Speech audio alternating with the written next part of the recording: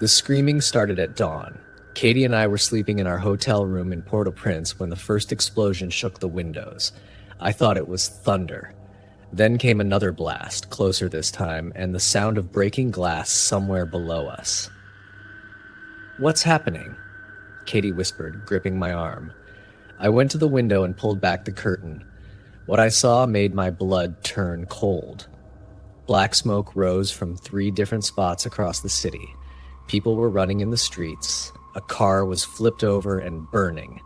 Men with metal bars and machetes were smashing store windows. We had come to Haiti for a peaceful vacation. We wanted to see the art, eat the food, meet the people. Everything was fine yesterday. But overnight, something had snapped. The news on TV showed chaos everywhere. A political leader had been killed. Now the whole country was exploding with rage.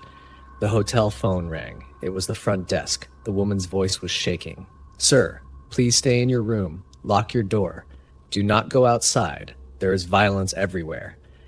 "When can we leave?" I asked. "We need to get to the airport." "The airport is closed, sir. All flights are canceled. The roads are blocked. I am sorry." She hung up. Katie started crying. I held her, but my hands were shaking too. We were trapped. By noon, the violence had reached our street. We watched from our 6th floor window as a mob of maybe 200 people moved down the road like a wave of destruction. They were shouting, their faces twisted with anger. They attacked everything. They pulled a man from his taxi and beat him with sticks until he stopped moving.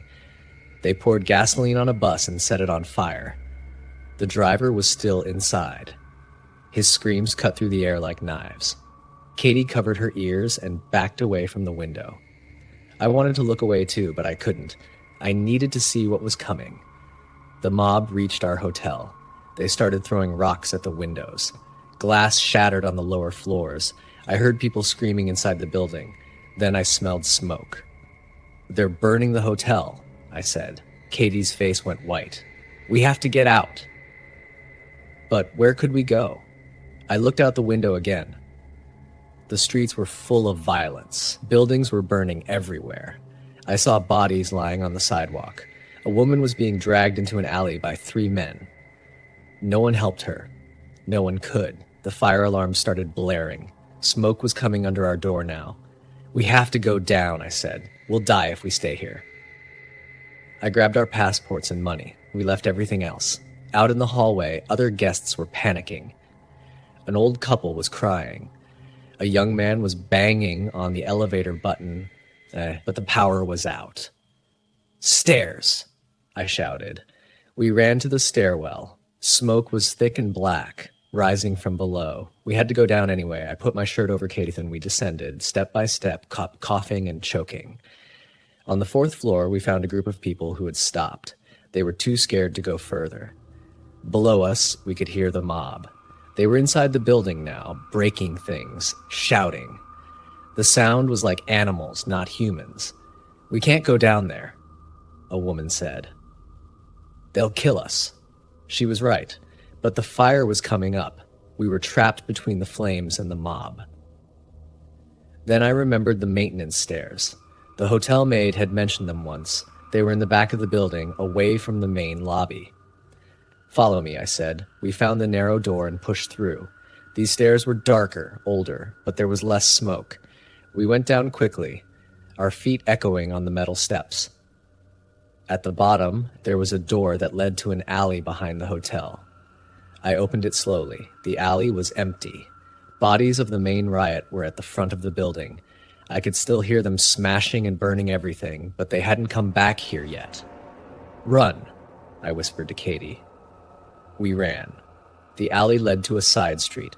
Smoke was everywhere. Cars were overturned and burning. We saw a group of men dragging people out of a shop. We ducked behind a dumpster and waited, barely breathing, as they passed within 10 feet of us. When they were gone, we kept moving. We had no plan. We just ran from shadow to shadow, hiding whenever we heard voices or footsteps. We saw terrible things that day, things I still see when I close my eyes. A man hanging from a light post. A pile of bodies burning in the middle of a square.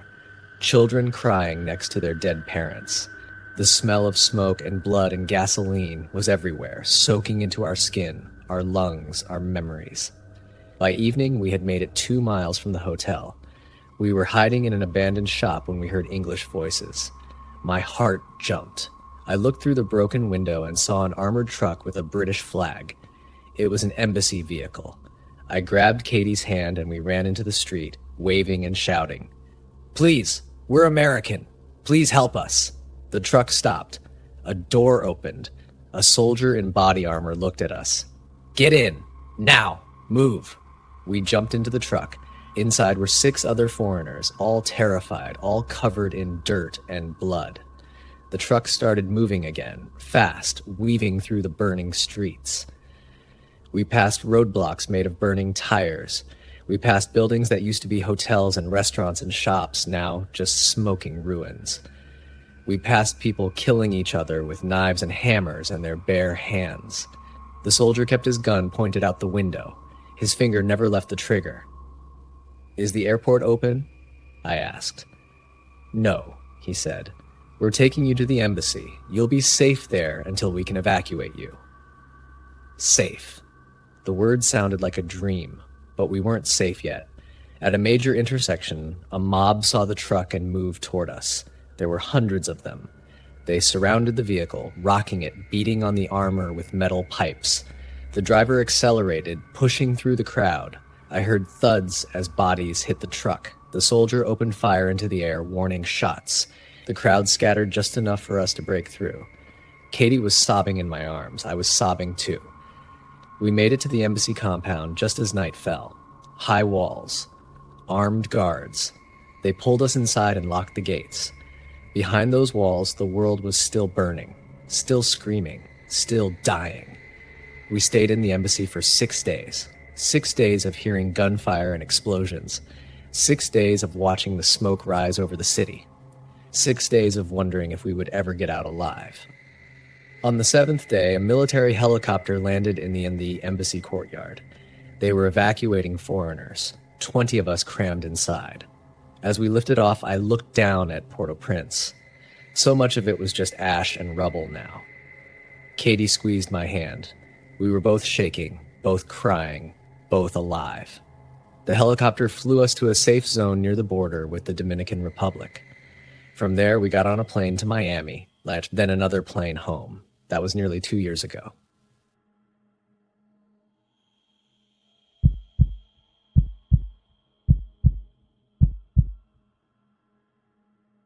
The metallic taste of blood filled my mouth as the rifle butt connected with my jaw. I fell hard onto the rusted deck of our oil tanker, the Northern Star. My name is Matt Richardson, and I'm a second officer, or at least I was. Now I wasn't sure if I'd live long enough to hold that title again. It happened fast, too fast. We were sailing through the Gulf of Aden, that stretch of water between Yemen and Somalia, where the sea turns from blue to black at night. Our route took us from Saudi Arabia to India, carrying millions of gallons of crude oil. Everyone knew this water was dangerous. Everyone knew about the pirates. But our company said we'd be fine. They said the route was clear. They were wrong. It was 3:47 in the morning when I heard the first gunshot. I was checking instruments on the bridge when our captain's voice cracked over the radio. "We're being boarded. Port side. They're..." The radio went dead. Through the window, I saw them. Small boats, maybe 3 or 4, swarming us like sharks, dark figures climbing up ropes and ladders with weapons raised. I ran to sound the alarm, but it was already too late. The door burst open behind me. A man with hollow eyes and an AK-47 pointed at my chest started screaming in a language I didn't understand. But I understood the gun. They rounded up 6 of us. Me, Captain Rodriguez, Chief Engineer Andreas Constantinou from Greece, Radio Officer David Chen, Oiler Jamal Hassan, and Cook Thomas Miller. They zip-tied our hands behind our backs so tight the plastic cut into our skin. Blood dripped down my wrists. When Thomas tried to speak, they hit him across the face with a rifle. His tooth flew out and bounced across the deck. They took us off the Northern Star onto their boats. The smell hit me first. Fish, gasoline, and something else. Something rotten. The boat rocked violently as we sped away from our vessel. I watched the Northern Star disappear into the darkness, and with it any hope I had left. The journey took hours, maybe 6, maybe 10. Time stopped meaning anything. They kept us in the bottom of the boat where water and fuel mixed together, soaking through our uniforms. Andreas was next to me, shaking. He was only 27, our youngest engineer, always smiling, always talking about his girlfriend back in Athens. Now his face was gray and his eyes were empty. "We're gonna die," he whispered. "Don't say that," I told him. But I was thinking the same thing. They took us to a place that didn't exist on any map. A compound made of concrete blocks and corrugated metal somewhere along the Somali coast. Armed men walked around everywhere. 20, maybe 30 of them. Inside, they threw us into a room with no windows. Just concrete walls, a single bulb hanging from the ceiling, and the smell of human waste. That's where we stayed. Days blended together. They gave us water that tasted like rust and rice that had bugs in it. Once a day, if we were lucky. The heat was unbearable. The small room turned into an oven under the African sun. We took turns sitting near the crack under the door, desperate for any breath of air. On the 3rd day, they brought in a phone. The leader, a thin man with scars across his face and 3 missing fingers on his left hand, spoke broken English. "Your company pay $5 million. You go home. No pay. You die." They made Captain Rodriguez call the company. I watched his hands shake as he held the phone. "Please," he said. "They're serious. They have guns. They'll kill us." The negotiations started. Days passed, then weeks. The pirates wanted $5 million. Our company offered $200,000, then $500,000, but never enough. Never close to what they demanded. We could hear the arguments outside our room, shouting, guns firing into the air. Each time the negotiations failed, they'd come in and beat us. Fists, boots, rifle butts. David lost hearing in his left ear. Jamal's ribs broke, and he couldn't breathe right. Thomas stopped talking altogether. Andreas kept crying at night, quiet sobs that shook his whole body. "My mother," he'd whisper. "She doesn't know if I'm alive." On the 43rd day, everything changed. The scarred leader walked in with 2 other men. He looked at each of us slowly, then he pointed at Andreas. "Come." "No," Andreas said. "No, please." They dragged him out. He was screaming, begging, calling for his mother in Greek. The door slammed shut. We sat there in silence, listening, waiting. Then we heard it. A single gunshot. The silence that followed was worse than any sound I'd ever heard. They brought his body back an hour later and dropped it in the corner of our room. His eyes were still open. There was a hole in his forehead. Blood pooled beneath him, spreading slowly across the concrete. "Tomorrow another one," the leader said. Then another, until they pay. That night, none of us slept. We sat around Andreas's body, and something inside me snapped. Not broke, snapped, like a wire pulled too tight. The fear was still there, but underneath it now was something else. Something cold and sharp. "We have to get out," I said. "There's no way," Captain Rodriguez whispered. "There are 30 of them, 6 of us, 5 now. 4, Jamal said quietly. "My ribs, I can barely move." "Then we're 4, I said, but I'm not sitting here waiting to die like Andreas. I'd been watching them, learning their patterns. Every morning at dawn, 2 guards brought our water. They were young, maybe teenagers, and they were careless. They'd open the door, set down the water, and one would always turn his back to light a cigarette. That was our window. 3 seconds, maybe 4. The next morning, I positioned myself right by the door. When it opened, I didn't think. I just moved. I grabbed the water jug and swung it as hard as I could into the first guard's face. The plastic exploded. Water and blood went everywhere. He went down. The second guard was raising his rifle when Captain Rodriguez tackled him. They crashed into the wall. The gun went off, so loud in the small space that my ears rang. But the bullet hit the ceiling. David grabbed the fallen rifle. Thomas got the other one. "Go!" I screamed. We ran. The compound erupted. Shouts, gunfire. Bullets punched through the metal walls around us. We were running through a maze of corridors and rooms. No idea where we were going, just away. Always away. Thomas went down first. Shot in the back. He fell forward and didn't move. We kept running. We had to. We burst out into blinding sunlight. The ocean was there, right there, maybe 200 yards away across open ground. But between us and freedom were 20 armed pirates. "The boat!" Jamal shouted. There was a small fishing boat on the beach. We ran for it. Bullets kicked up sand around our feet. David was firing back, not aiming, just pulling the trigger to make them duck. Jamal fell, clutching his stomach, blood between his fingers. "Keep going," he screamed at us. We reached the boat. Captain Rodriguez and I pushed it into the water while David kept firing. The engine coughed, died, coughed again, started. We jumped in. Bullets punched through the hull. Water started pouring in. David slumped forward, shot in the shoulder. But we were moving. Away from the beach. Away from the compound. They tried to follow us in their boats, but we had a head start. We pushed the little engine as hard as it would go.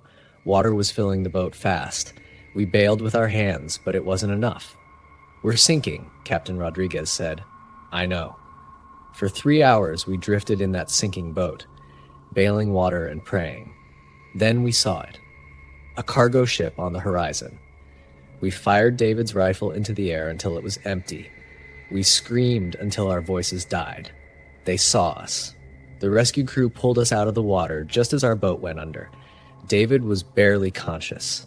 Captain Rodriguez couldn't stop shaking. I couldn't feel anything at all. We were safe, but Andreas was dead. Thomas was dead. Jamal was dead. I still see Andreas's face every night, that hole in his forehead, his mother's name on his lips. The company eventually paid nothing. They wrote us off as acceptable losses until we escaped on our own. I don't sail anymore. I can't. Every time I see the ocean, I see that room, I smell that smell, I hear that gunshot. Some things you don't escape from, even when you survive.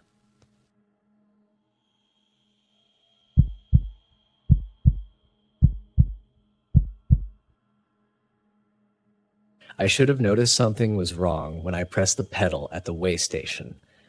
The brake felt soft, mushy.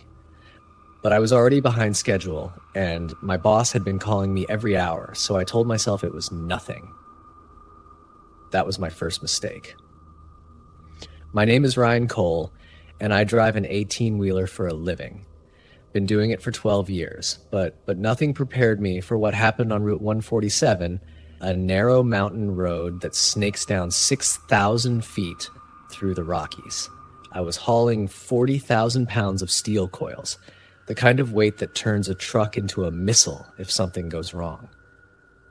The sun was setting when I started the descent. The road curved like a snake's spine, and on my right side there was nothing but a metal guardrail and then empty air. Thousands of feet of it. I touched the brake pedal as I approached the first curve. Nothing happened. I pressed harder. The pedal went straight to the floor. My stomach dropped like I'd been punched. I pumped the brakes again and again. Nothing. The truck kept rolling, picking up speed. "No, no, no," I whispered. I reached for the Jake brake, the engine brake that's supposed to slow you down. I flipped the switch. The engine stuttered, then nothing. It was dead. The speedometer climbed. 25 miles per hour. 30. 35. I tried the emergency brake, yanking the yellow knob with all my strength. There was a grinding sound, a smell of burning metal, and then a loud snap. The cable had broken. Every safety system had failed. Every single one. I was flying down a mountain in an 80,000-pound death machine, and there was nothing I could do to stop it. The first curve came at me fast. I cranked the wheel hard, and the truck tilted. The left tires lifted off the ground. The steel coils shifted with a sound like thunder. The truck slammed back down, and I straightened the wheel, my heart hammering so hard I thought my ribs would crack. 40 miles per hour. The curves were getting sharper. I laid on the horn, a long, continuous blast. The sound echoed off the rock walls, desperate and animal. My mind was racing, trying to remember every emergency procedure. but they all required brakes or something that worked. I had nothing. 50 miles per hour. A station wagon appeared around the next curve, coming up the mountain. The driver's face went white. He jerked his wheel right, scraping the cliff wall. I shot past him inches away, and in my mirror I saw him spin out, smoke rising from his tires. My hands were locked on the wheel so tight my fingers had gone numb. Sweat poured down my face, stinging my eyes. I couldn't wipe it away. I couldn't do anything but hold on. 60 miles per hour. The tires were screaming. I could smell them burning, see black smoke in my mirrors. They were overheating. If even one tire exploded at this speed, the truck would tumble like a toy. My arms shook from fighting the wheel. Every muscle in my body was locked rigid with terror. A sign flashed by. Runaway truck ramp. 2 miles. Hope surged through me. Runaway ramps are long stretches of soft gravel designed to stop trucks that have lost their brakes. If I could just make it 2 more miles. But 2 miles meant at least 15 curves. 15 chances to die. 65 miles per hour. A family in an SUV appeared ahead, going slow. I laid on the horn, flashing my lights. The driver hit the gas and swerved right, scraping the guardrail. I blasted past them, doing 70. My chest felt like it was in a vice. I couldn't get enough air. Black spots danced at the edges of my vision. The terror had taken over my body completely. The road got steeper, gravity pulled faster. 75 miles per hour. The steering wheel fought me like something alive. Each curve required every ounce of strength I had. The truck swayed and bucked. The right side tires kissed the guardrail with a metallic shriek, sending up sparks. Through the gap between posts, I glimpsed the drop. The valley floor was still thousands of feet down. If I went over, I'd have time to scream the whole way down. Another curve. The truck tilted dangerously. A steel coil broke loose with a massive crash. The whole rig lurched sideways. I fought the wheel, screaming, everything focused on keeping the truck straight. Metal groaned. Something in the suspension snapped like a gunshot. But I made it through. 80 miles per hour. My vision had narrowed to a tunnel. All I could see was the road ahead, the next curve, the next second of survival. I wasn't thinking anymore. I was pure instinct and terror, fighting to live one more heartbeat. The sign appeared, runaway truck ramp, 1 mile. But I'd never make it. The next curve was too sharp. The truck was going too fast. This was where I was going to die. The curve rushed at me. I turned the wheel, knowing it wouldn't be enough. The truck leaned hard. The tires shrieked. I felt the momentum carrying me toward the guardrail, toward the edge, toward the end. I started to pray. Words I hadn't said since childhood spilled from my lips, and then I saw it, just past the curve, the runaway ramp. I had one chance. I aimed for it. The truck barely made the curve, clipping the guardrail with the spray of sparks. And then I was on the straightaway, the ramp directly ahead. I cranked the wheel hard right and left the road. The truck hit the gravel at 80 miles per hour. It felt like hitting a wall. My body slammed forward against the seatbelt. The windshield cracked. Gravel exploded everywhere, hammering the glass like hail. But the truck was slowing. The gravel was eating the momentum. 70 miles per hour, 60, 50. More steel coils broke loose, slamming into the container. The truck fishtailed wildly. 40 miles per hour, 30. The ramp angled upward. Gravity pulled against the speed. 20 miles per hour. 10. 5. The truck stopped. I sat there, hands still locked on the wheel, unable to move, unable to breathe, unable to believe I was alive. Then the shaking started. My whole body convulsed. My teeth chattered. Sobs tore from my chest, raw and painful. I cried like a child, gasping and choking. When the police arrived an hour later, they found me still sitting in the cab, staring at nothing. They said I was in shock.